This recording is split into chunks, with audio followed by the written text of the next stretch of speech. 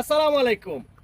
অনেক ভাই অনেক বোন আমাকে জিজ্ঞেস করেন, সালে ভাই আমার কমলা মালটার গাছের পাতা হলুদ হয়ে যাচ্ছে, এর কারণ কি? এর তিনটি কারণ রয়েছে। একটি কারণ হচ্ছে যদি মাটিতে পর্যাপ্ত পরিমাণে খাবার না থাকে। দ্বিতীয় কারণ হচ্ছে হলুদ হওয়ার পিছনে দ্বিতীয় কারণ হচ্ছে যদি মাটিতে পানি বাজে, মাটি যদি ড্যাম স্যাঁতসেঁতে থাকে। তৃতীয় কারণ হচ্ছে মাটিতে যদি জিঙ্ক, বোরন, সালফারের ঘাটতি থাকে, তাহলে পাতাগুলো অনেক সময় বিবর্ণ হয়ে যায়। এজন্য আমরা করতে হবে কি, কমলা মালটা গাছের জন্য এই যে দেখেন জিও ব্যাগে আমরা গাছটা লাগিয়েছি। এটা হচ্ছে দার্জিলিং কমলা। কিছুদিন আগে যখন আমি গাছটি লাগিয়েছিলাম আপনাদেরকে আমি ভিডিও দিয়েছিলাম।